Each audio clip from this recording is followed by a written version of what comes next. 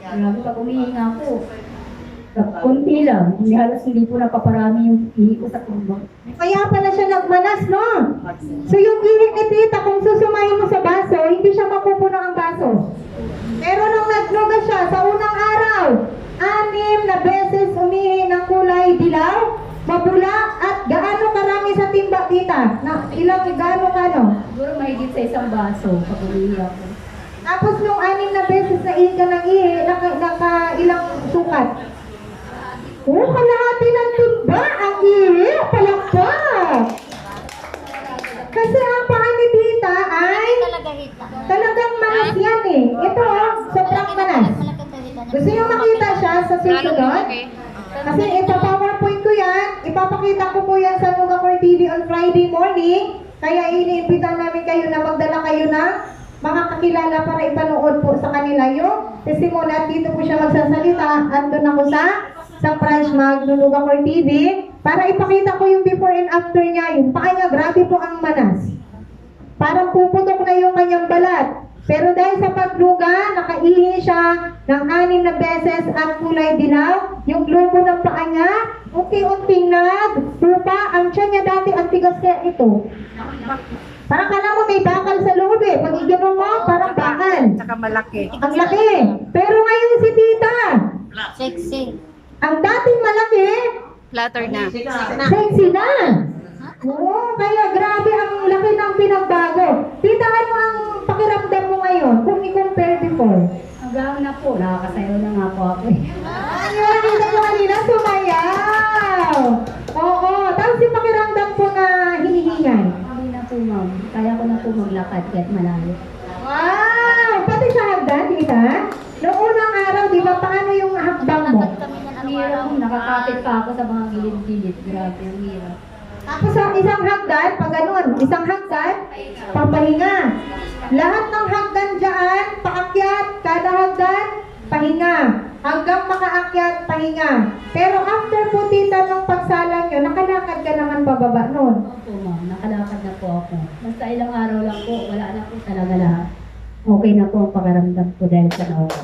Wow! At saka dito po, mga nanay, ito po, hindi siya ganitong mahahawakan mo siya.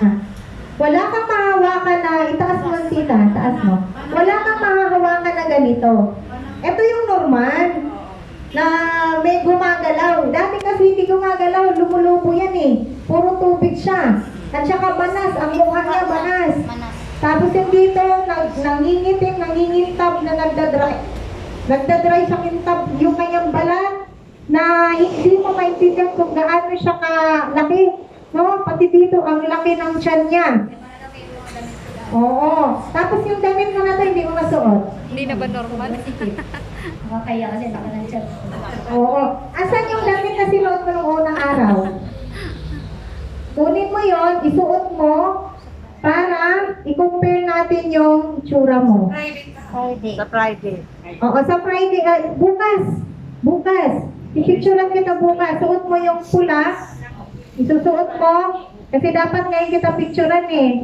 Kasi kung Friday, hindi na ako makagawa ng PowerPoint. Nasa kabila na ako noon. O, kaya bukas, kailangan ko si Webes na Friday gagamitin ko na doon. No, tapos tita, nung nakita ka ng asawa mo na nag-improve, ano yung naging reaction ng mister mo? Tuwa-tuwa po siya. Kaya nga po, kaso kayo busy kasi pumapasok.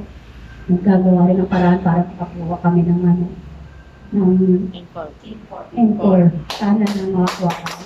Yun, pagdasal natin kasi, yung husband ni Tita Rowena ay gustong magkaroon sila ng M4. At wala naman imposible, di ba? Ang pag-avail ng M4, hindi naman yan pang mayaman lahat. Di ba? Kung gusto mong magkaroon, gagawa ka ng paraan. Kasi pangkalusugan mo ang Nugabes. O, kaya Tita, anong pakiramdam mo ngayon? Anong masasabi mo sa Nugabes? Sobrang saya ko po at saka maraming salamat po talaga. Sana huwag kayo magsasawa. Totoo po ang Nova. Ang advice mo sa mga nagdadalawang isip dyan, mga anak nilang hindi naniniwala sa kanila, anong advice mo sa kanila? Kayong magdalawang isip, pumunta po kayo kasi po, sa akin pa lang po totoo na eh. Wala pong imposible sa Nova. Ang imposible ka, Diba? Lord. Kung hindi siya nagnoga, sa palagay nyo, saan na siya ngayon? Wala akong palabas. Buyag.